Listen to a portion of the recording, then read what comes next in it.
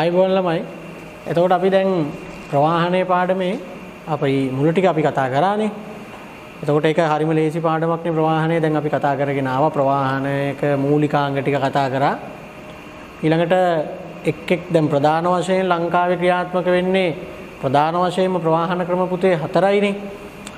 මහා මාර්ග ප්‍රවාහනයේ තියෙනවා, දුම්රිය ප්‍රවාහනයේ තියෙනවා, ජල ප්‍රවාහනයේ තියෙනවා, ගුවන් ප්‍රවාහනයේ තියෙනවා. ඉතින් අපි ඕවැය කතා කරේ ඔය එක එක ප්‍රවාහන ක්‍රමවල සාපේක්ෂ වශයෙන් අරගෙන වාසි සහ අවාසි පැත්ත. તો ඔය පාඩමෙන් මහා ලොකු ලකුණු සංඛ්‍යාවක් එන්නේ නැහැ විභාගෙට. ඒ වගේම අනික ඕකෙන් අහන ප්‍රශ්න ඕගොල්ලන්ට කොහොමත් හිතලා ලියන්න පුළුවන් ආකාරයේ ප්‍රශ්න ටිකක්නේ තියෙන්නේ. තියරි නෑනේ පාඩම් කරගන්න. දැන් අද තියෙනවා පුතේ ඕකේ තව පොඩි කොටසක්.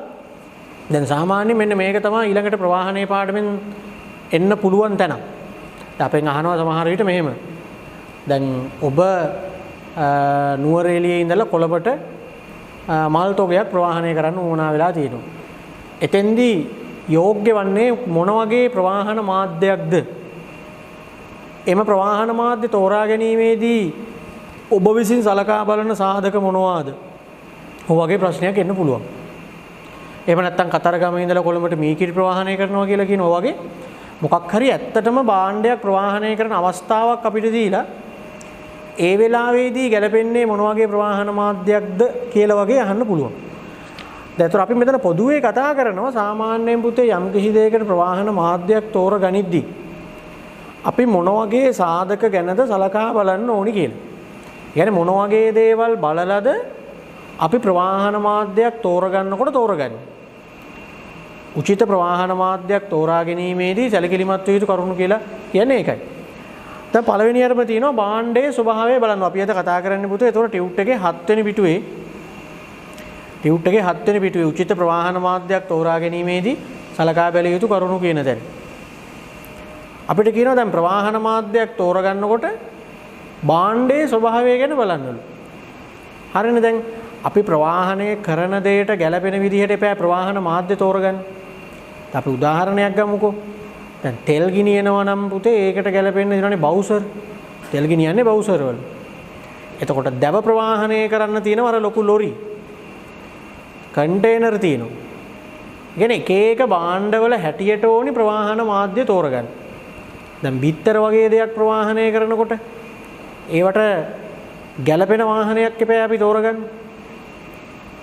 වැලි, ඉන්ධන, දැව, මාළු, මස් මාළු වගේ දේවල් තියෙනවා. ඉතින් මේ මොනවා ප්‍රවාහනය කරත් පුතේ ඒකට ඒ ප්‍රවාහන මාධ්‍ය තෝරගන්නකොට ඒ ප්‍රවාහනය කරන භාණ්ඩයේ ස්වභාවය ගැන බලන්න ඕනේ. හරි? භාණ්ඩයේ ස්වභාවය. භාණ්ඩයේ ස්වභාවය කිව්වම නිකන් බලන්න ඕගලන්ට පල්ලෙහෙන් දීලා තියෙනවා. මෙහිදී භාණ්ඩයේ ස්වરૂපය, කල්පවැත්ම, බර, වටිනාකම ආදී සාධක මත තෝරා ගන්නා ප්‍රවාහන මාධ්‍ය වෙනස් වේ. khanija තෙල් ප්‍රවාහනයේට බවුසර් වගේ ඒවා. දැව ප්‍රවාහනයේට ලොරි. මාළු ප්‍රවාහනයේට අර සීතකරණ සහිත වාහන. ඔන්න ඔහොමනේ අපි යොදාගන්නේ. හරි. එහෙමනම් ප්‍රවාහන මාධ්‍යයක් තෝරා ගැනීමේදී සැලකිලිමත් විය යුතු එහෙම නැත්නම් සලකා බැලිය යුතු කරුණු එකක් හරි. දැන් මොකද්ද? භාණ්ඩයේ ස්වභාවය ගැන හිතන්න ඕනේ. අපි තෝරා ගන්නා ප්‍රවාහන මාධ්‍ය අපි ප්‍රවාහනය කරන භාණ්ඩයේ ස්වરૂපයට ගැලපෙන එකක් වෙන්න ඕනේ. යම් කිසි දෙයකට ප්‍රවාහන මාධ්‍යයක් තෝරගනිද්දී අංක 1ට බලන්න ඕන දෙයක් තමයි ඒතකොට දැන් මොකද්ද? භාණ්ඩයේ ස්වභාවය. ඊළඟට පිරිවැය. ඕක කොහොමත් බලන දෙයක් නේ සාමාන්‍යයෙන්. ඒක භාණ්ඩ ප්‍රවාහනය හෝ වේවා, මගී ප්‍රවාහනය හෝ වේවා පුතේ අපි කොහොමත් බලන දෙයක් නේ. දැන් සාමාන්‍යයෙන් අපි හයර් එකට ට්‍රීවිල් එකක නැග්ගත් අහනවා කීයක් ගන්නවද කියලා. සාමාන්‍යයෙන් අපි දන්නේ නැත්නම් ගන්න අපි දන්නවා මෙන්න මේ අහවල් තැනට යන්නේ කීයක් ගන්නවද. එතකොට අපි වාහනයක් තෝරගන්නකොට සාමාන්‍යයෙන් යමක් ප්‍රවාහනය කරන්න අනිවාර්යෙන් ඒකේ පිරිවැය ගැන බලන්න ඕනේ. මොකද විශේෂයෙන්ම දැන් ව්‍යාපාර කටයුතු වලදී ඒ ප්‍රවාහනය සඳහා අපි දරන වියදමක් තියෙනවනේ. දැන් මම නුවරඑළියේ ඉඳලා එළවලු ගෙනල්ලා රත්නපුරේ විකුණනවා කියලා හිතන්නකෝ. නුවරඑළියෙන් එළවලු ගේනවා. එතකොට නුවරඑළියේ ඉඳලා මට මෙහෙට එළවලු ටික ගේන්න මට ප්‍රවාහන වියදමක් දරන්න වෙනවනේ. මම පුතේ එළවලු විකුණනකොට ඒ එළවලු කිලෝ එකක ගාන තීරණය කරනකොට අර මට ඒවා මෙහෙට ගේන්න ගිය ප්‍රවාහන වියදමත් කවර් කරන විදිහට තමයි මම ගාන තීරණය කරන්නේ. සම්පූර්ණ එහෙන් එළවලු ගත්ත මිලට ලාභයක් තියලා මෙහෙ දෙන්නත් බෑනේ. එහෙන් ගත්ත ගානට මෙහෙ දෙන්න බෑ. මට ඒ ටික මෙහෙට ගේන්න යම් ප්‍රවාහන වියදමක් ගියා. ඒකත් මම කවර් කරගන්න ඕනේ. ඒ නිසා ප්‍රවාහන කටයුත්තට ව්‍යාපාරික වශයෙන් යම් පිරිවැයක් දරුවාම ඒ පිරිවැය භාණ්ඩයේ නිෂ්පාදන පිරිවැයට එකතු වෙනවා. භාණ්ඩයේ නිෂ්පාදන පිරිවැයට ඒක එකතු වෙනවා. අන්න ඒ නිසා එතකොට ඒත් එක්ක තමයි භාණ්ඩයේ මිල තීරණය වෙන්නේ. එහෙනම් ප්‍රවාහනය මාධ්‍යයක් තෝරගනිද්දී අනිවාර්යයෙන් මේ සඳහා යන පිරිවැය ගැන හිතන්න ඕනේ. දැන් දෙකයි. භාණ්ඩයේ ස්වභාවය ගැන හිතන්න කිව්වා. ප්‍රවාහන කටයුත්තට යන පිරිවැය ගැන හිතන්න කිව්වා. දෙකයිනේ. වේගය. ඔකත් ඉතින් යම් යම් අවශ්‍යතාවයන් අනුව බලන්න වෙනවා. මොකද දැන් අපි පුතේ ප්‍රවාහනය කරන්නේ ඉක්මනට නරක වෙන දෙයක් නා. වේගය වැදගත්. ලෙඩෙක් ප්‍රවාහනය කරනකොට ඒ කියන්නේ ඇම්බියුලන්ස් එක ගෙනියන්නේ. එහෙනම් වේගය වැදගත් වෙනවා. ඉක්මනට නරක වෙන දේවල්, ඖෂධ, මල් වගේ දේවල් ප්‍රවාහනය කරනකොට අපි බලන්න ඕනි වේගය. වේගය කියන සාධකය ඒ වෙලාවට වැදගත් වෙනවා. හරි. සමහර අමුද්‍රව්‍ය හා භාණ්ඩ ඉක්මනින් ප්‍රවාහනය කිරීම අවශ්‍ය වේ. නැෂ්‍ය වීම, ගුණත්වයේ අඩු වීම ඒට හේතුවයි. වේගවත් ප්‍රවාහනය තුලින් වැය වෙන කාලය අවම වේ. අනික අර වේගවත් බව නිසා අපිට ඒ සඳහා වැය වෙන කාලයත් ටිකක් අඩු වෙනවනේ. වෙලාවත් අඩු වෙනවනේ. ඉතින් වේගය වැදගත් සාධකයක් වෙනවා. 3යි. භාණ්ඩයේ ස්වභාවය බලන්න කිව්වා. පිරිවැය ගැන හිතන්න කිව්වා. වේගය ගැන හිතන්න කිව්වා. මේ මොනවාද මේ දැන් මේ? උචිත ප්‍රවාහන මාධ්‍යයක් තෝරගන්නකොට සැලකිලිමත් වෙන්න ඕනි සාධක. අපි යම් කිසි දෙයක් ප්‍රවාහනය කරන්න ප්‍රවාහන මාධ්‍යයක් තෝරගන්න උවමනාවක් වෙලා තියෙනවා. ඒ වෙලාවට අපි මෙන්න මේ වගේ සාධක බලලා තමයි මේ ප්‍රවාහන මාධ්‍ය තෝරගන්න එකයි මේ කියන්නේ. ඊළඟට බලන්න කියනවා අපිට දුර කියන සාධකයක් වැදගත්. මොකද දැන් අපි යමක් ප්‍රවාහනය කරනකොට කෙටි දුරක් වගේ නම් අපිට මේක ප්‍රවාහනය කරගන්න තියෙන්නේ අපිට ඒවට ගැලපෙන වාහන තියෙනවා.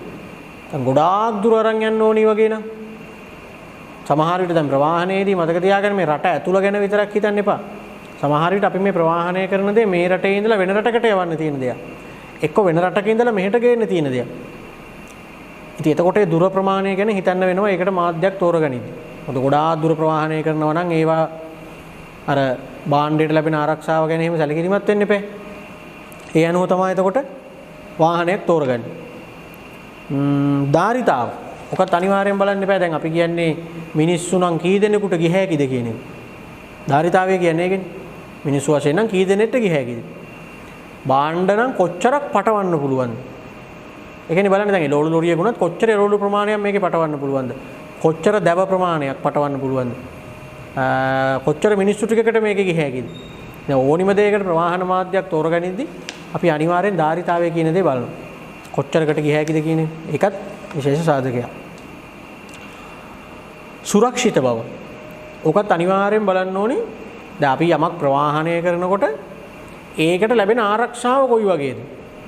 දැන් බිත්තර ප්‍රවාහනය කරනකොට ලෑම් මාස්ටරයක් වගේ එක බිත්තර ප්‍රවාහනය කරන්නේ නැහැ නේ. ඒ කියන්නේ සාමාන්‍යයෙන් එතකොට ඒවට ලැබෙන ආරක්ෂාව ගැන අපි හිතන්න එපා. දැන් මාළු ප්‍රවාහනය කරනවා නම් හරිද? ඒ කියන්නේ පුතේ සුරක්ෂිත බව කියන දේ අනිවාර්යෙන් බලන්න ඕනි. මොනවා හරි දෙයක් ප්‍රවාහනය කරනකොට ඒ කියන්නේ සුරක්ෂිත බව කියන්නේ අදාළ දෙයට ලැබෙන ආරක්ෂාව ගැන. දැන් මිනිස්සු ප්‍රවාහනය කරත් දැන් ලෙඩෙක් ගෙනියනවා නම් ආරක්ෂිත තමයි ඇම්බියුලන්ස් එකක් එක්කන් යන එක. දැන් අපි ට්‍රිප් එකක් යනකොට උනත් දැන් ට්‍රීවිල් එකක යනවට වඩා ටිකක් ආරක්ෂිතයි වෑන් එකක වගේ යනවනම්.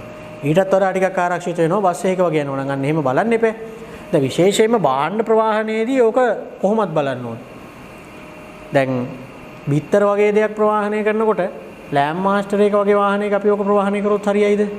හරියන්නේ නැහනේ. දැන් නුවරඑළිය ඉඳලා මල් තොගයක් ප්‍රවාහනය කරන්න ඕනේ. නිකන් දළු ලොරියක දළු ගේන ගන්නට ඒ වගේ මල් ගේන්න බෑනේ. එතකොට මීකිරි ප්‍රවාහනය කරන්න ඕන නම් එතකොට දව වගේ දෙයක් ප්‍රවාහනය කරන ඒවා නම් ඉතින් ආරක්ෂාවකට සම්බන්ධයක් ප්‍රශ්නයක් නැහැ නේ. දැන් ওই බෙහෙත් ಜಾති, පළතුරු ಜಾති, මල් වගේ දේවල්, කඩදාසි, රසායනික ද්‍රව්‍ය මේ වගේ දේවල් ප්‍රවාහනය කරද්දී පුතේ අනිවාර්යෙන් බලන්න ඕනේ මේ දෙයට ලැබෙන ආරක්ෂාව කොයි වගේද? සුරක්ෂිත බව කොහොමද? නරක වෙන්න ඉඩ කඩ තියෙනවද? බිඳෙනවා, කැඩෙනවා, වාෂ්ප වෙන්න පුළුවන්, ගිනි ගන්න පුළුවන් ඒවා හිතන්න ඕනේ. එහෙමනම් ඔන්න දැන් උතන අපි කතා කරා සාධක 6ක්. ඒතර මොනවද මේ?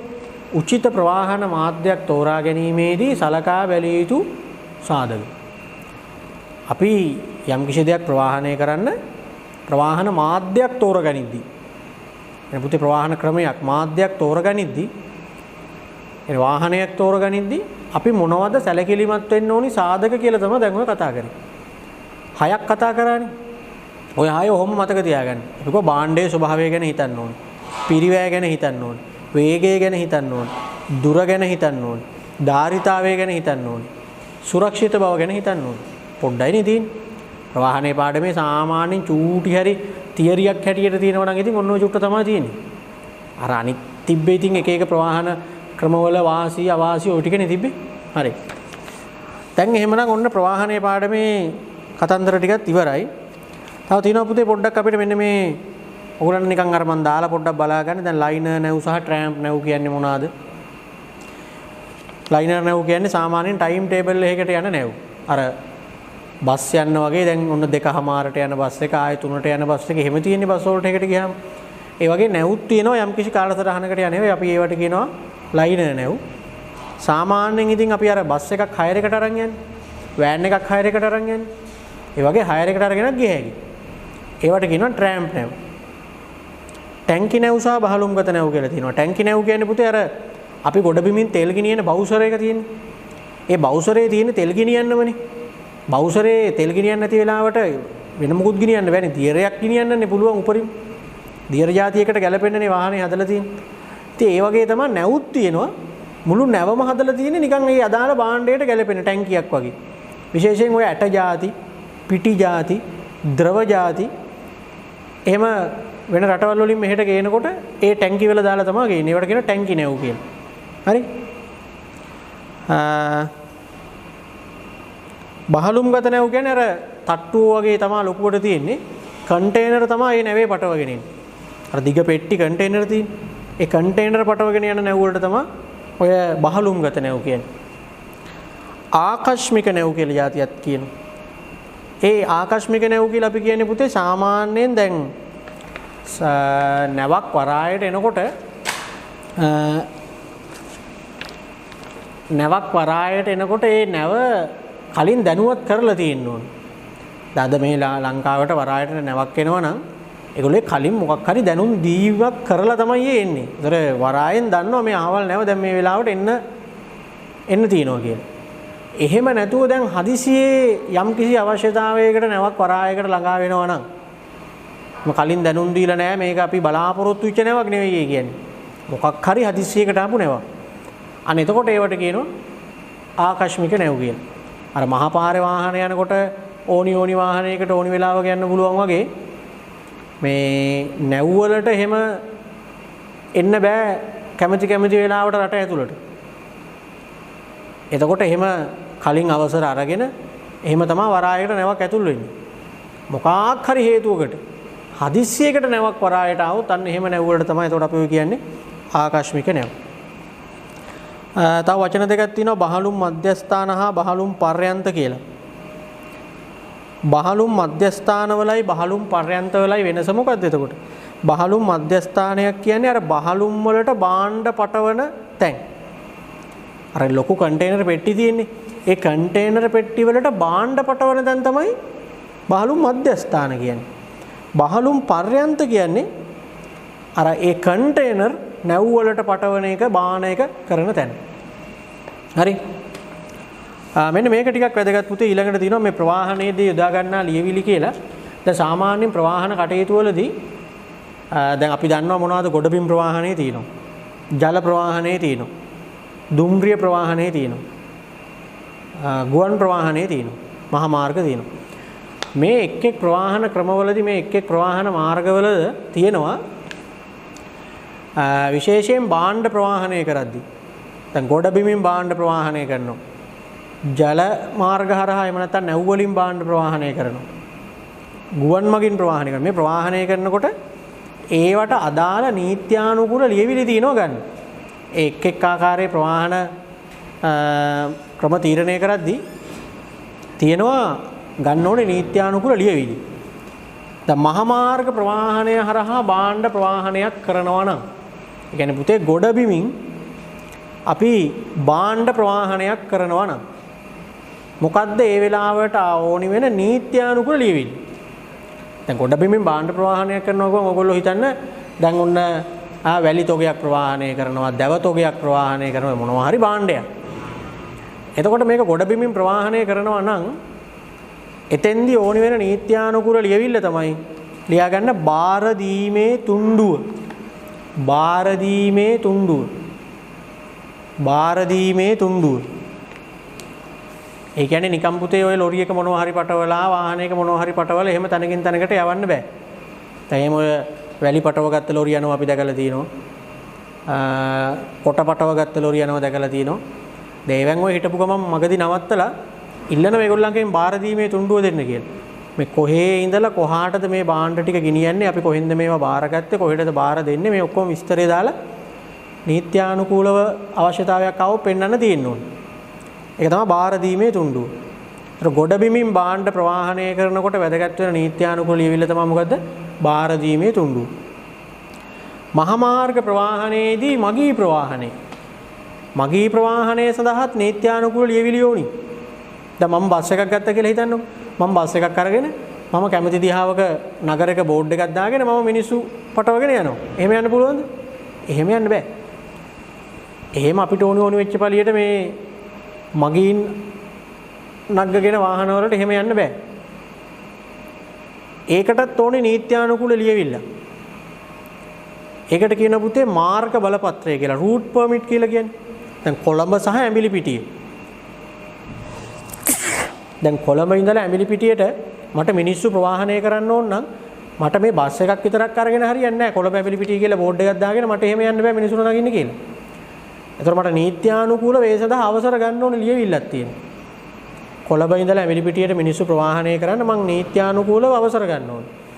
ඊට දාලා ලියවිල්ල තමයි මාර්ග බලපත්‍රය. එහෙම නැත්නම් රූට් පර්මිට් එක. හරි. ආයෙනම් මහා මාර්ග ප්‍රවාහනයේදී මගී ප්‍රවාහනය කියන තැන ලියන්න මාර්ග බලපත්‍රය.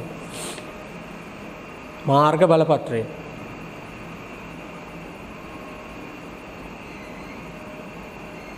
ඊට දෙනවා සාගර ප්‍රවාහනයේදී භාණ්ඩ ප්‍රවාහනය කියලා. ඒ කියන්නේ පුතේ මුහුදෙන් භාණ්ඩ අරන් යනකොට නැව් වලින් අරන් යනකොට ඒ කියන්නේ. එතකොට මොකද්ද එතෙන්දී ඕනි වෙන නීත්‍යානුකූල ලියවිල්ල? තර ගොඩබිමින් භාණ්ඩ අරන් යනවා වගේ තමයි නැව් වලටත් භාණ්ඩ පැටවුවට පස්සේ ආයි ගොඩ බාන අවස්ථාව දක්වා ඒ නැවේ අයිතිකාරය එහෙම නැත්නම් නැව් සමාගමෙන් අපිට දෙන්න ඕනේ නීත්‍යානුකූල ලියවිල්ල. මෙන්න මේ අහවල් භාණ්ඩ ටික අපි මේ නැවට බාරගත්තා. මෙන්න මේ වරායට ගෙනහිල්ලා අපි මේ බඩු ටික බාර දෙනවා කියලා නැව්පති නැව් සමාගම ඒ සඳහා සහතික වෙලා අපිට දෙන්න ඕනේ ලියවිල්ලක්. ඒකට කියනවා නව් බාරපත. ලියා ගන්න නව් බාරපත. සාගර ප්‍රවාහනයේදී භාණ්ඩ ප්‍රවාහනය කරනකොට ඕන වෙන ලියවිල්ල තමයි නව් බාරපත. නව් බාරපත.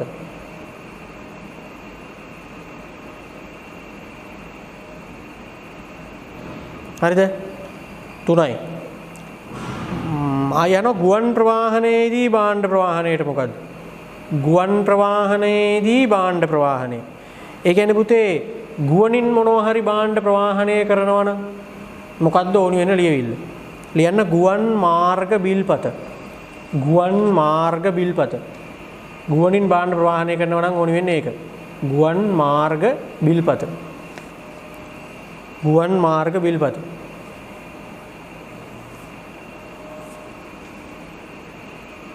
හරි. අන්න ඒ ටිකත් පොඩ්ඩක් මතක තියාගන්න ප්‍රවාහනයේදී යොදා ගන්නා ලියවිලි කියලා. ඒ කියන්නේ නීත්‍යානුකූලව ප්‍රවාහන කටයුතු කරනකොට වැදගත් වෙන ලියවිලි. ගොඩබිමින් භාණ්ඩ අරන් යනකොට මොකද්ද ලියවිල්ල? ගොඩබිමින් මගීන් අරන් යනකොට මොකද්ද ලියවිල්ල? ඕකේ දුම්රිය තියෙනවනේ අන්තිමට. දුම්රිය ප්‍රවාහනයේදී භාණ්ඩ ප්‍රවාහනය. දුම්රියෙන් භාණ්ඩ ප්‍රවාහනය කරනකොට ළමයි යෝනි වෙන්නේ දුම්රිය වාරණාව. දුම්රිය වාරණාව කියලා කියන්නේ. දුම්රිය වාරණාව. ඔන්න ලියවිලි ටික මතක තියාගන්න එතකොට. භාණ්ඩ ප්‍රවාහනයේදී මගී ප්‍රවාහනයේදී එක් ප්‍රවාහන ක්‍රමවලදී වැදගත් වෙන ලියවිලි ටික. හරි. උතර ප්‍රවාහනයේ පාඩම පුතේ උතරින් ඉවරයි. මම උතන තව පොඩි සංකල්පයක් තියෙනවා. ඔයගලන්ට ඒක සිලබස් එකේ තියෙනවා. දැන් අපි මෙතෙක් කතා කරා අතීතයේ ඉඳලා ප්‍රවාහනයේ වර්තමානයේ වෙනකොට ඇවිල්ලා තියෙන විදිය දැන් අපිට පේනවා. අතීතයේ ඉඳලා ගොන් කරත්ත වලින් අශ්ව කරත්ත වලින් ඒ විදියට මිනිස්සු ප්‍රවාහන කටයුතු කරාට වර්තමානයේ වෙනකොට ඊටාම දියුණු තාක්ෂණික උපාංග සහිත වාහන වලින් මිනිස්සු ප්‍රවාහන කටයුතු කරනවා. ඉතින් මේ දැනට තියෙන දියුණු ප්‍රවාහන ක්‍රම දිහා බලලා අපි පුතේ ප්‍රවාහනයේ අනාගතය පුරෝගතනය කරලා තියෙනවා. ප්‍රවාහනයේ අනාගතය පුරෝගතනය කරලා තියෙනවා. ඒ කියන්නේ අනාගතයේදී ප්‍රවාහනය කොහොම වෙයිද කියන එක අපි මෙතන කතා කරනවා. එතකොට දැනට පර්යේෂණ මට්ටමින් කරගෙන යන ප්‍රවාහන ක්‍රමයක් තියෙනවා පුතේ. ඒක තාම ආවේ නැහැ. අනාගතේ එන එකක් උන හයිපර් ලූප් සංකල්පය කියලා. හයිපර් ලූප් සංකල්පය. ඒ කියන්නේ මෙන්න මේ වගේ එකක්. හයිපර් ලූප් සංකල්පය. එතකොට බලන්න මේකේ තියෙන්නේ බටයක්. අපි සාමාන්‍යයෙන් දන්නවා ද්‍රව ಜಾති එහෙම තමයි බට වලින් ප්‍රවාහනය කරන්නේ. දැන් මෙතන පුතේ ඇවිල්ලා මේ මිනිස්සුන්ව ප්‍රවාහනය කරන්න පුළුවන් බටයක් කරහා. අනේ එහෙම එකක් තමයි මේ හයිපර් ලූප් කියලා කියන්නේ. මේ බටේ කියන්නේ එතකොට ඊට අදාළ මාර්ගය. හරි? දැන් ඔක තාම පර්යේෂණ මට්ටමේ තියෙන්නේ. තාම අත්හදා බලමින් සිටින්නේ. එතකොට ඒකේ මාර්ගය හැටියට බටයක් තියෙන්නේ. ඒ බටේ ඇස්සේ යවනවා යානාවක් වගේ එකක්. ඒක පේනවනේ ඔයගොල්ලන්ට. එහෙම යවනවා. ඒතර ඒක ඇස්සේ මිනිස්සු එකපාර විශාල සංඛ්‍යාවකට යන්න පුළුවන්. අන්න එහෙම එකක් දැන් ওই ඉස්සරහට එන්න යනවා. ඒක තමයි අපි කියන්නේ හයිපර් ලූප් සංකල්පය.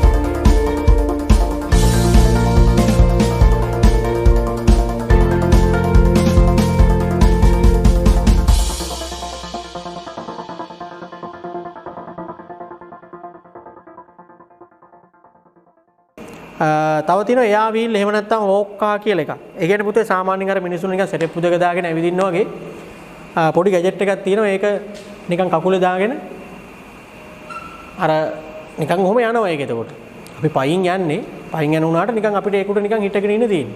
ඒක නිකන් ඔහොම යනවා. එහෙම එකක් ඉස්සරහදී එනවා. දැන් නම් ඒක ඒව නම් දැනටත් තියෙනවා. හරි?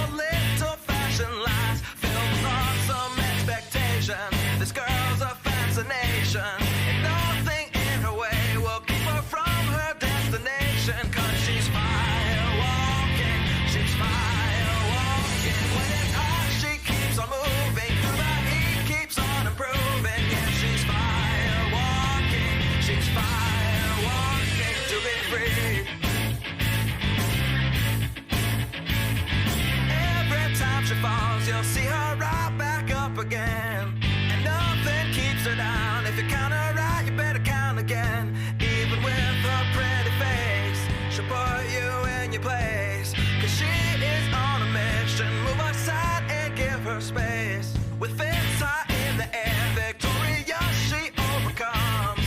From hills down to the valleys, from the tops down to the slums. Anywhere she's ever been, she's always there to win.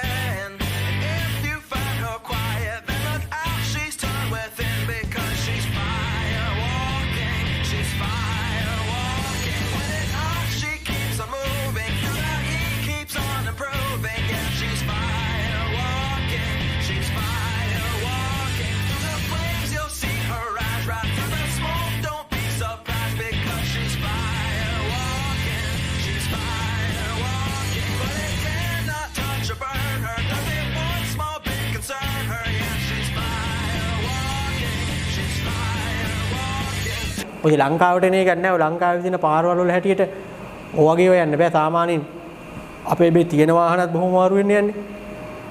අර මේ එයා වීල් වගේ ඒවා කොහොමද අපේ පාරවල් වල යන්නේ? හරි. එහෙමනම් ඔන්න ප්‍රවාහනේ අනාගතයේ පුරෝගතනය කරන්නේ එහෙමයි. අනාගතයේදී ප්‍රවාහනය කොහොම වෙයිද කිව්වහම අනාවැකි දෙකක් එතකොට තියෙනවා. හයිපර් ලූප් කියලා සංකල්පයක් එනවා. එයා වීල් කියන එකක් එනවා. හරිනේ. එහෙමනම් ඔන්න ප්‍රවාහනයේ පාඩම හරි. චූටි පාඩමක්, ලේසි පාඩමක්. ප්‍රවාහනය කියන එකේ තිබ්බේ අර සාපේක්ෂව එක් එක් ප්‍රවාහන ක්‍රම අරගෙන හිතකර ලක්ෂණ ටික ලියන්න තමයි සාමාන්‍යයෙන් එන්නේ. ඊට අමතරව දැන් අපි අර පොඩි දෙයක් කතා කරා මේ යම් කිසි දෙයකට ප්‍රවාහන මාධ්‍යයක් තෝරගනින්දී අපි සැලකිලිමත් වෙන්න ඕනි සාධක මොනවාද කියන එක. ඔච්චරනේ. හරි. ඔන්න එතකොට මේ ප්‍රවාහනය කියන පාඩමටම අදාළව මේකෙම තව කොටසක් හැටියට දෙනවා පුතේ. දැන් මේකත් මොන අලුත් සිලබස් එකකට දාපු කාරණාවක් ගබඩාකරණය කියන කතාව. ගබඩාකරණය කියන මාතෘකාවක් දාලා තියෙනවා. දැන් මේ එන්නේ මේ උපකාරක සේවා ටිකනේ මේ එන්නේ. රක්ෂණයෙන් පටන් ගත්තේ වැඩි. රක්ෂණය, sannivedanaය. දැන් ඉවරයි ප්‍රවාහනය. දැන් පටන් ගන්න යනවා ගබඩාකරණය. තොර බැංකුකරණය කියන එක රක්ෂණයට කලින් කතා කරා. බලන්න පුතේ අපි පළවෙනි පාඩමේදී උපකාරක සේවා කියලා ඉගෙන ගන්න පහම පාඩම් විදිහට දැන් ආයෙ ඉගෙන ගත්තේ කියන්නේ. මොකද මේ හැමදේම මේ උපකාරක සේවා කියන එකෙන් අපි තේරුම් ගත්තේ උපකාරක සේවා. වෙළඳාමට උපකාරී වෙන සේවා. එහෙමනේ අදහස. ඉතින් ප්‍රවාහනය කොහොමද වෙළඳාමට දායක වෙන්නේ කියන එක දැන් අපිට තේරුම් ගන්න පුළුවන්. රක්ෂණය කොහොමද වෙළඳාම් කටයුතු වලට ව්‍යාපාර කටයුතු වලට වැදගත් වෙන්නේ කියන එක දැන් තේරුම් ගන්න පුළුවන්. sannivedanaya කොහොමද වැදගත් වෙන්නේ කියන එකත් අපි තේරුම් ගත්තා. ගබඩාකරණය කියන්නේ ව්‍යාපාර කටයුතු කරනකොට නැතුවම බැරි උපකාරක සේවාවක් කියලා අපි දන්නවනේ. එතකොට පුතේ මොකද්ද මේ ගබඩා කරනවා කියලා කියන්නේ? ගබඩාව නෙවෙයි. ගබඩාකරණය ක්‍රියාපදයක්, කරන දෙයක්. අපිට පුතේ යම් දේවල් ගබඩා කරලා තියාගන්න වෙන්නේ මොන වෙලාවල් වලදීද? අපිට අවස්ථා දෙකකදී යම් දේවල් ගබඩා කරලා තියාගන්න වෙනවා. එකක් තමයි යම් කිසි දෙයක් නිපදවන්න කලින් මොනවා හරි භාණ්ඩයක් හදන්න කලින් ඒ හදන්න ගේන දේවල් තියෙනනේ අමුද්‍රව්‍ය වගේ දේවල්. ඒතර ඒ ගෙනාපු දේවල් ටික අපිට තියාගන්න වෙනවා භාවිතයට ගන්නකම්. එහෙම නැත්නම් හදනකම් තියාගන්න ඉපේ.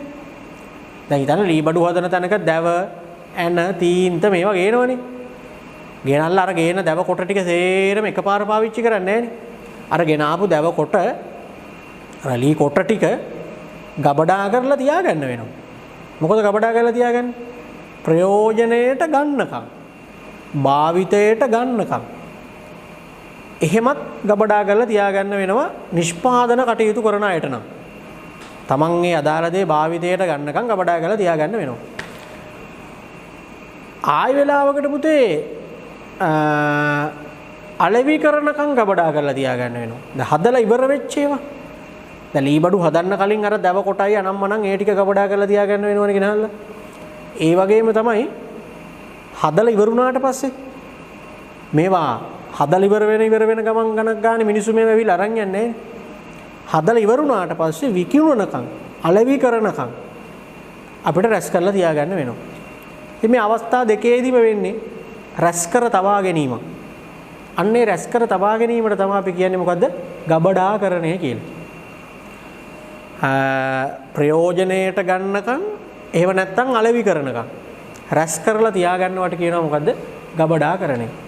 ඕක නම් හැබැයි පුතේ පොඩ්ඩක් තේරුම් ගන්න අමාරුයි.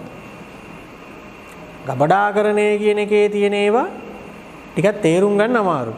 ඒකට හේතුව අර ගබඩාවක් කියන එක ළමයි අපි සාමාන්‍යයෙන් එහෙට මෙහෙට යද්දී දකින්න තැන නෙමෙයිනේ.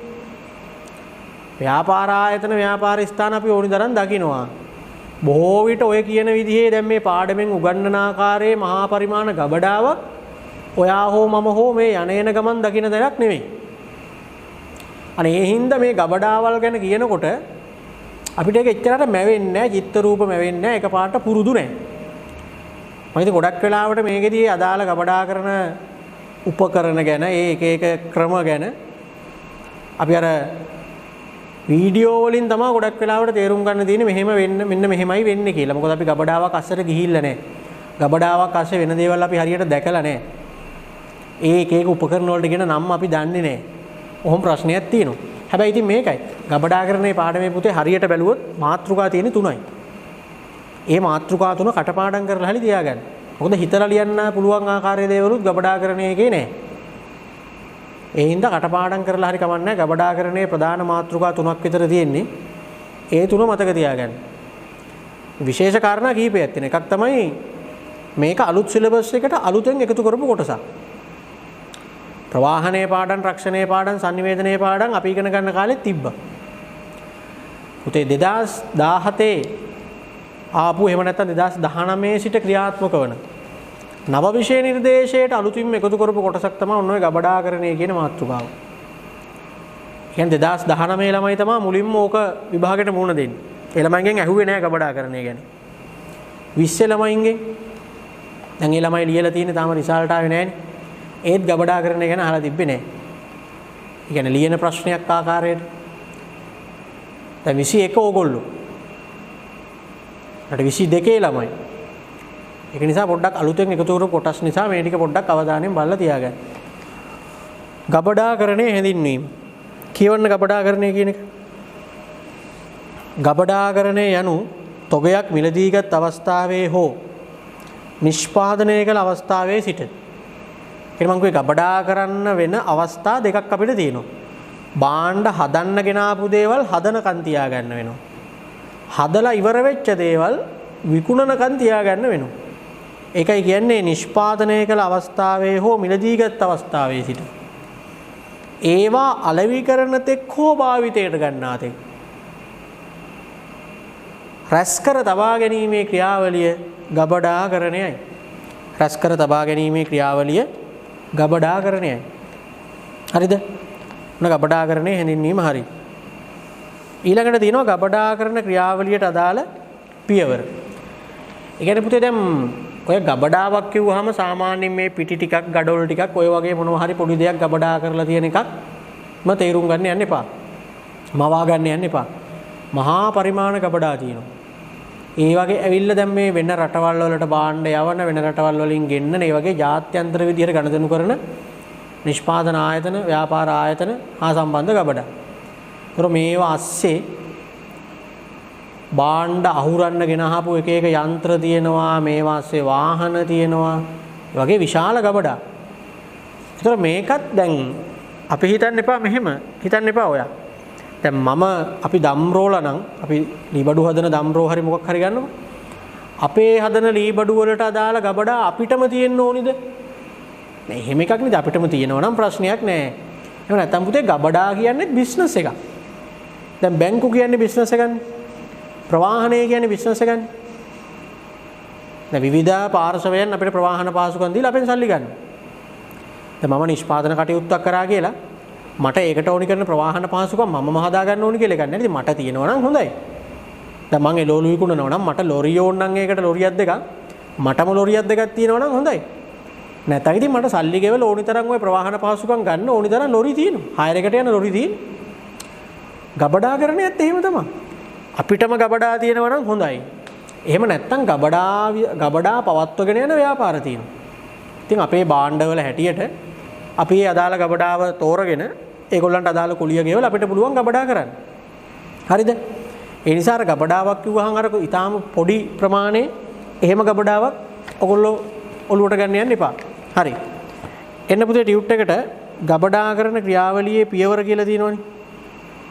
ගන්නන්න එක. මුලින්ම ලියන්න ද්‍රව්‍ය තොග ලැබීම. ද්‍රව්‍ය තොග ලැබීම. දැන් මුලින්ම වෙන්නේ පුතේ අදාළ ද්‍රව්‍ය තොගය අපිට ලැබෙනවා. ද්‍රව්‍ය තොග ලැබීම.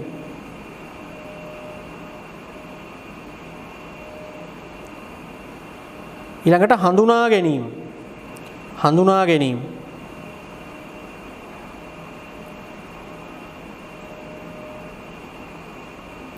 හඳුනා ගැනීම.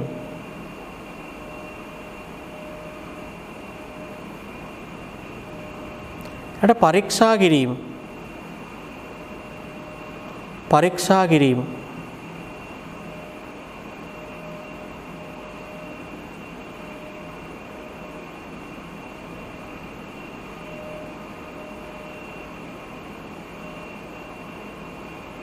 තොග ලැබීම, හඳුනා ගැනීම, පරීක්ෂා කිරීම. ඊට පුතේ නිවැරදි බව තහවුරු කර ගැනීම. නිවැරදි බව තහවුරු කර ගැනීම. නිවැරදි බව තහවුරු කර ගැනීම.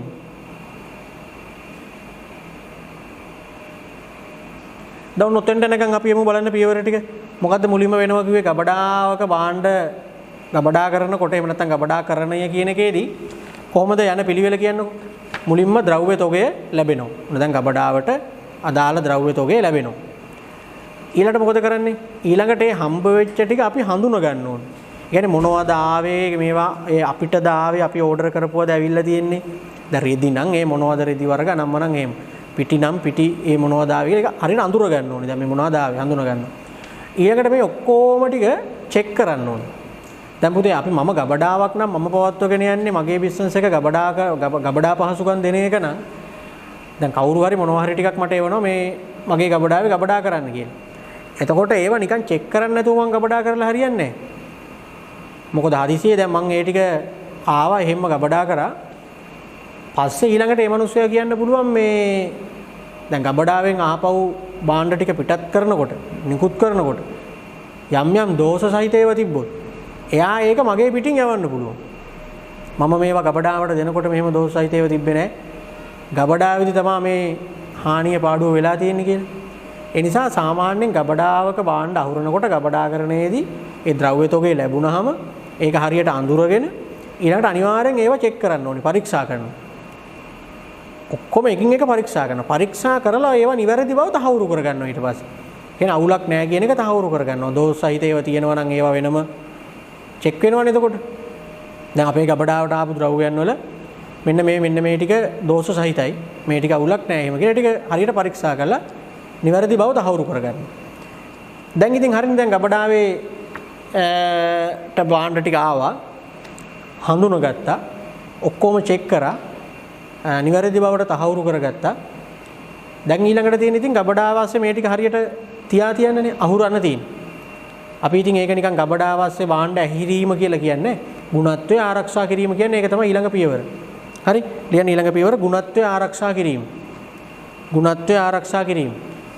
ඒ කියන්නේ පුතේ ගබඩාව ඇතුලේ දැන් මේ අපි ගබඩා කරන්න ගෙනාපු මොනවා හරි ද්‍රව්‍යයන් ටික තැම්පත් කරන්න එපා, අහුරන්න එපා. ඒක ගුණත්වය ආරක්ෂා වෙන විදිහට කරන්න ඕනේ. ඒ අදාළ ද්‍රව්‍යයන් වල අදාළ භාණ්ඩවල ක්වොලිටියට හානියක් නොවන විදිහට අපි දැන් ඒ ටික මේක ඇස්සේ තියන්නයි හදන්නේ.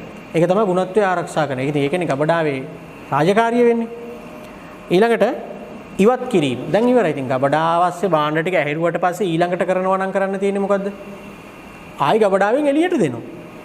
එක්කෝ හදන කට්ටියට, එක්කෝ විකුණන කට්ටියට. දැන් හදන කන්නම් මේ ගබඩා කරන් ඉන්නේ හදන වෙලාවේදී ඉවත් කරනවා. විකුණන කන්නම් අපි ගබඩා කරන් තියන් ඉන්නේ ඕනි වෙලාවට ඒ ටික අලවිය සඳහා නිකුත් කරනවා. හරි? ඒක තමයි ඉවත් කිරීම. එතනින් එතකොට ගබඩාකරණයේ ක්‍රියාවලිය ඉවරයි. තව ඊළඟට ආපහු මුලට සම්බන්ධ වෙන එක තමයි ඊළඟට වෙන්නේ. ලියන්න නිකුත් කිරීම සඳහා නැවත ලබා ගැනීම. නිකුත් කිරීම සඳහා නැවත ලබා ගැනීම. නිකුත් කිරීම සඳහා නැවත ලබා ගැනීම. හරි. එතකොට ඔන්න ගබඩාකරණය කියන දේ කරනකොට ඒකේ යන්න ඕනි පියවර ටික තමයි දැන් අපි ඔය කතා කරේ. පියවර 6ක් විතර තිබ්බා. තොග ලැබෙනවා, හඳුනා ගන්නවා, පරීක්ෂා කරනවා, නිවැරදි බවට තහවුරු කරගන්නවා, ගුණත්වය ආරක්ෂා කරනවා, ඉවත් කරනවා, නැවත ලබා ගන්නවා. කටපාඩම් කරලාම හරි මතක තියාගන්න ගබඩා කරන ක්‍රියාවලියේ පියවර තියෙන්නේ 7යි. යම් කිසි දෙයක් ගබඩාවක් අස්සේ ගබඩා කරනකොට ඒ අනුගමනය කරන්න ඕනි, ඒ යන්න ඕනි පියවර ටික තමයි ඔය තිබ්බේ. හරි. හරි ළමයි. දැන් එතකොට ගබඩාකරණය කියන එකේ පියවර 7 හරිනේ. පියවර 7 අනිවාර්යයෙන්ම මම කිව්වේ ගබඩාකරණයේ පාඩමේ මතක තියාගන්න තියෙන ප්‍රධාන වශයෙන් මාතෘකා 3ක් විතර.